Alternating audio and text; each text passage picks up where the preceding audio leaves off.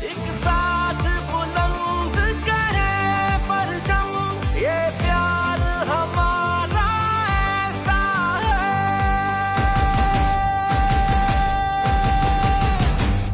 No matter what we call it, as all the oceans stand above, we sail through the tide of love. We know the dream of peace is true. जो अमन तेरी राहों पे चले, दिल हाजिर है, हम हाजिर हैं, दुनिया वाले एक साथ मिले, दिल हाजिर है, हम हाजिर हैं।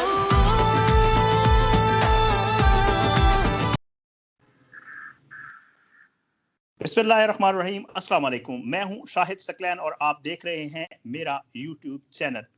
कल से इंशाअल्लाह 11 फरवरी से पाकिस्तान की पाक बहरिया की 7वीं कसीरुल कौमी मश्क अमन 2021 शुरू हो रही है। अमन के लिए मुत्तहिद अज़्म के तहत 45 से ज़ायद ममालिक के अपने बहरी असासों और मंदोबीन के समेत इसमें 45 से ज़ायद जो है वो ममालिक शिरकत कर रहे हैं। इन मशकों की शुरुआत 2007 से हुई थी। ये पाकिस्तान का एक बहुत बड़ा एजाज़ है कि एक जनूबी एशियाई मुल्क होते हुए इन मशकों का जो है वो इनकाद पाकिस्तान में हो रहा है। ये मशकें क्या हैं, इनके क्या मकासद हैं, पाकिस्तान को इससे क्या हासिल हो सकता है और ये पाकिस्तान के लिए कितने बड़े एजाज़ की बात है, इन सब चीज़ों पे बात करने के लिए आज मेरे साथ एक बहुत डिस्टिंग्विश्ड, बहुत एक्सपीरियंस्ड गेस्ट मौजूद है। मैं तारुफ करवा दूं, कमोडोर रिटायर्ड सैयद मोहम्मद उबैदुल्ला साहब।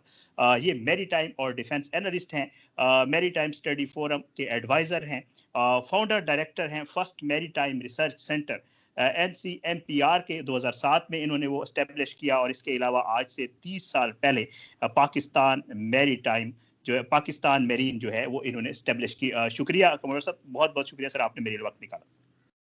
Most welcome. कमोडोर साहब ये बताइएगा कि पहले तो थोड़ा सा मेरे व्यूअर्स के लिए बता दें कि ये जो अमन मशकें हैं ये होती क्या हैं, इनमें क्या कुछ होता है और इनके मकासद के हवाले से थोड़ा सा बताइएगा सर। अमन सीरीज की एक्सरसाइजेस 2007 में पाक बहरिया ने शुरू की थी और पाकिस्तान नेवी ही उसकी होस्ट है और जिसका बुनियादी मकसद है टुगेदर फॉर पीस। ये उनका मोटो है, यानी अमन में साथ साथ। जैसा कि नाम से जाहिर है, इन एक्सरसाइजेस करने का बुनियादी मकसद था कि तमाम वो बातें जो अमन के लिए कारआमद हों, जो स्टेबिलिटी ऑफ द रीजन के लिए कारआमद हों, जो यहाँ की तिजारत के लिए कारआमद हों, उनको मद्देनजर रख के दूसरे मुल्कों को जो इस खित्ते में इंटरेस्टेड हैं, यहाँ की पीस और स्टेबिलिटी में इंटरेस्टेड हैं और दुनिया की बहैसियत मजमूई स्टेबिलिटी में इंटरेस्टेड हैं, उनको बुलाया जाए। तो 2007 में जब ये एक्सरसाइजेज शुरू की गई तो 25 मुल्कों ने पहली एक्सरसाइज में हिस्सा लिया और इन थोड़े से 14 सालों में वो 25 मुल्क से बढ़ के अब 45 मुल्क हो गए हैं, जबकि 7वीं एक्सरसाइज अभी शुरू हुआ चाहती है। तो ये जो एक्सरसाइज है हर 2 साल बाद होती है। ये कोई वॉर गेम नहीं है जिसमें एक मफरूजा कर लिया जाए कि आधे लोग दुश्मन हैं और आधे जो हैं वो दोस्त हैं और उनसे आपस में लड़ाई करके देखा जाए कौन जीत रहा है। जी, ये बनी नौ इंसान की जो बुनियादी जरूरतें हैं और बुनियादी बातें हैं, यानी तिजारत, अल्लाह ताला ने जो समंदर सारी मैनकाइंड के लिए कॉमन फीचर बनाया है उसका इस्तेमाल, और इसी तरह जहाँ पे इलाके में पायरेसी को रोकना, स्मगलिंग को रोकना, चाहे वो आर्म्स की हो, चाहे वो ड्रग्स की हो, चाहे वो ह्यूमन बीइंग की हो या किसी भी किस्म की हो। सही। तो ऐसी एनवायरनमेंट क्रिएट करना, माहौल बनाना कि जो सबके लिए विन विन सिचुएशन हो। जब ये स्लोगन होगा और ये बात होगी तो हम इसको कहते हैं कि मैरीटाइम डिप्लोमेसी, यानी अपनी नेशनल पावर का एक इंपॉर्टेंट हिस्सा होते हुए पाकिस्तान नेवी मैरीटाइम डिप्लोमेसी कर रही है कि अमन का पैगाम दे रही है, अपने मुल्क का इमेज बेहतर कर रही है और साथ साथ ये भी बता रही है कि जो हमारे पड़ोसी मुल्क में दुश्मन बैठे हैं उनकी जो मोदी और उसकी जो डॉक्ट्राइन है और वो जो हिंदुआता की जो प्रीचिंग कर रहे हैं वो न सिर्फ खित्ते के लिए बल्कि बनी नौ इंसान के लिए किस कदर मुज़र है। और अल्हम्दुलिल्लाह हमने अपना ये ऑब्जेक्टिव, अपना हदफ, अपना नारा ऐसा बुलंद किया कि उसको पूरी दुनिया ने सराहा। और इन एक्सरसाइजेज में क्या दोस्त और क्या दुश्मन, आप सोचें ना, रशिया की भी नेवी आ रही है ब्लैक सी से हजारों किलोमीटर दूर से, इसी तरह अमेरिकन आ रहे हैं, इसी तरह ब्रिटिश आ रहे हैं, इसी तरह फ्रेंच आ रहे हैं, इसी तरह इटालियन आ रहे हैं। 4 बर्रे आजमों से वो लोग पार्टिसिपेट कर रहे हैं इसमें। और एक्सरसाइज 2 फेजेज में होगी, एक हार्बर में, एक समंदर पे, और साथ साथ हार्बर में यानी कराची में एक इंटरनेशनल मैरीटाइम कॉन्फ्रेंस भी हो रही है 13 से 15 तक, जिनमें ज्यादातर बाहर के गैर मुल्की रिसर्चर हिस्सा ले रहे हैं। अच्छा सर, मैं बिल्कुल, आपने बड़ा जबरदस्त, मोदी पे तो मैं आगे चल के बात करता हूँ। मुझे थोड़ा सा बताइएगा कि क्योंकि ये मिलिट्री एक एक्सरसाइजेस तो हैं, इसमें तो कोई शक नहीं, इसके साथ साथ सफारती, माशी और इंसानी तरक्की में ये किस तरह मददगार होंगे, अगर ब्रीफली आप मुझे बता दें। जी हाँ, इंडियन ओशन जिस खित्ते में हम लोग रहते हैं और हमारा 1000 किलोमीटर का साहिल है, जी, तो इस नॉर्थ अरेबियन सी से 70% दुनिया की जरूरत का तेल, 50% गैस और तकरीबन 40% कंटेनर यहां से आते और जाते हैं। यानी दुनिया की तिजारत का बहुत बड़ा इन्हिसार यहां पर है। इसी तरह पाकिस्तान की जो टोटल ट्रेड है उसका 95% भी समंदर से आता जाता है। तो तिजारती निगाह से जब यहाँ अमन होगा तो इसमें कोई खलल नहीं पड़ेगा। जब अमन होगा तो पूरी दुनिया को तेल, गैस, पानी और सामान मुहैया रहेगा। तो ये तिजारती पहलू इसका हो गया। और जो हम अमन का प्रचार करेंगे, मैरीटाइम डिप्लोमेसी करेंगे, उससे हमारी सिफारती नुक्ता निगाह से हमारे मुल्क का नाम रोशन होगा as a peace loving country और एज अ कंट्री जिसने समंदर के रास्तों को सेफ बनाने में अहम किरदार अदा किया। तो तिजारती और सिफारती लिहाज से यूं फायदा होगा।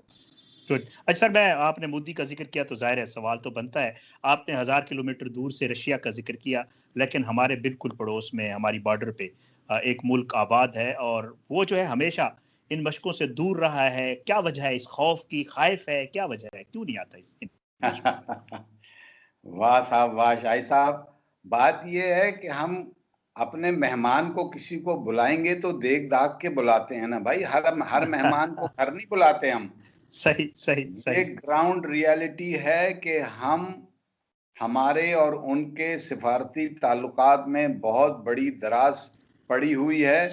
और जिस दिन से पाकिस्तान बना है, इंडिया ने हमें दिल से तस्लीम नहीं किया है। जब मौका मिलता है तो वो हमें नीचा दिखाने के लिए, आइसोलेट करने के लिए, टेररिज्म में मुलविस करने के लिए हर तरह का किरदार अदा करता है। जब ऐसी ग्राउंड रियलिटी 2 मुल्कों के दरमियान हो तो उनको अमन की एक्सरसाइज पे नहीं बुलाते, इसलिए हम उनको बुलाते नहीं, तो वो आएंगे क्यों? बिल्कुल ऐसे। अच्छा, मैं इसमें आपने बड़ी अच्छी बात की। सवाल एक छोटा सा लिंक करूंगा। अभिनंदन का वाकया हुआ था, हमने अल्हम्दुलिल्लाह जिम्मेदार रियासत का किरदार अदा करते हुए अभिनंदन उनको दे दिया। उसके पुलवामा वाकये के फौरन बाद हमारी नेवी ने उनकी एक आबदोज सिचुएशन को डी एस्केलेट करने के लिए और डिफ्यूज करने के लिए उनकी आबदोज भी अपने पास आई हुई वापस दे दी कि खैर है, ले लें, कोई मसला नहीं, बट आइंदा ऐसा मत करिएगा, क्योंकि हर दम चौंकना है। और उसके बाद आपने देखा कि उनके नेवी के जो वो हैं, अपना नेवल चीफ, उन्होंने पाकिस्तान के ऊपर दहशतगर्दी का इल्जाम लगाया। अब आप रिसेंटली आपने देखा होगा, एक तो ये जो ईयू डिसइंफो लैब वाला है, और उसके अलावा अरनान गोस्वामी का जो वाकया हुआ, तो ये तो जाहिर नहीं हो गया कि ये सब कुछ जो भारतीय एक प्रोपेगेंडा है वो बेनकाब हुआ है। सर, इसको क्या कहेंगे? कर लिए हैं तो मुझे भी मौका दीजिए कि मैं कोशिश करूं, मुख्तसर बात करूं। जी। हमने, पाकिस्तान नेवी ने ये साबित कर दिया कि हम ज़माना अमन हो या जंग हो, हमारी आंखें खुली हैं। बिल्कुल, और आंखें भी आप पे रखी हैं, ये ख्याल रहे। अगर आपकी तमरीन 2016 में आई, हमने उसको नाक से पकड़ के मजबूत कर लिया कि तुमको छोड़ रहे हैं और वापस जाने दिया। 2019 में दोबारा आई, सबसे मॉडर्न तरीन SSBN यानी nuclear power nuclear arm submarine जो है उनकी वो आई थी 2019 में, उसको भी हमने पकड़ा और पकड़ने के बाद अपने आप को जिम्मेदार मुल्क समझते हुए, अदरवाइज जिस जहाज ने हवाई जहाज ने उनको पकड़ा था बटन लगा होता है, 2 सेकंड की देर होती है कि इधर बटन दबाएं और जमीन और समंदर के गहरे पानियों में गर्क कर दें, बच के नहीं जा सकती। लेकिन हमने ऐसा नहीं किया, हमने उनको जाने दिया, मगर वार्न कर दिया और बताया कि जब सबमरीन चलानी नहीं आती और तुम दुश्मन हमारे मुल्क में आके डिटेक्ट हो जाते हो, सबमरीन को समंदर में ढूंढना ऐसे ही है जैसे सुई को ढूंढना है। और ये बहुत प्रोफेशनलिज्म का काम है जो पाकिस्तान नेवी ने 2 दफा किया। उनको डिटेक्ट नहीं होना चाहिए था, अगर वो जरा भी प्रोफेशनल होते तो वो डिटेक्ट नहीं होते। आगे चलें तो आपकी बात आपने पुलवामा की भी की और पासिंग रेफरेंस में और भी बात यह है कि ये सारे फॉल्स फ्लैग ऑपरेशन हैं, इसका एक सीक्वेंस ऑफ इवेंट है। सबसे पहले लाल किले पे खड़े होके बड़क मारो, ओवल, और मोदी ने क्लियरली कह दिया कि पाकिस्तान के टुकड़े कर। उसके बाद सेकंड फेज में जाके बॉर्डर वायलेशन करो, तीसरे फेज में जाके सो कॉल्ड के सर्जिकल स्ट्राइक करो, और चौथे फेज में ये पूरा है सबमरीन भेजो। ये पूरा सीक्वेंस है, ये कोई डिटैच टुकड़ों में बात नहीं है, लेकिन इन चारों जगह पर उनको मुंह की खाना पड़ी। दुनिया ने भी देख लिया और ये जो आपकी ईओ डिसइंफो लैब है इसने भी देख लिया, और उनका जो एंकर है, क्या नाम है उसका, अर्नाब, उसकी चैटिंग से भी पता लग गया कि ये तो सारा के सारा प्री प्लान था। बिल्कुल मैं पता नहीं किस टेलीविजन पे बैठा हुआ था, ये बात हो रही है 24 आवर्स आफ्टर पुलवामा इंसिडेंट, उसमें इंडियन जर्नलिस्ट भी बैठे हुए थे, पाकिस्तान। मुझसे उन्होंने पूछा, मैंने कहा ये तो आपने खुद किया है। तो बहुत नाराज, आप सोचे कि क्या नहीं हुआ होगा। मैंने कहा भाई मेरे पास एक ही सेंटेंस है और आपको प्रूव हो जाएगा आइंदा कि ये आपने खुद किया है। और इसी तरह ये जो उनके ताजमहल पे था, जो था वो आपने जर्मन ने किताब लिखी है, उसमें कहा है ये सब इन्होंने खुद किया है, कोई पाकिस्तान का ताल्लुक नहीं है।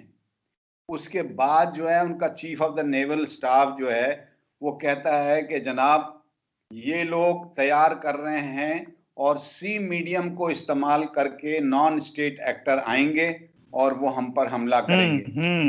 भी तैयारी है नेक्स्ट फॉल्स फ्लैग ऑपरेशन की, ताकि इसको वजह बना के एक नेक्स्ट स्टार्ट किया जाए।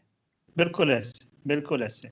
बहुत शुक्रिया सर, आपने मेरे लिए वक्त निकाला और आपने मुझे बहुत ज्यादा, मेरे व्यूअर्स के लिए भी बहुत ऐसी इंफॉर्मेशन जो जाहिरी बात है सिर्फ आपको और आप जैसे लोगों को ही होती है। आपका बहुत शुक्रिया सर, आपने मेरे वक्त निकाला सर, बहुत खुशी हुई सर।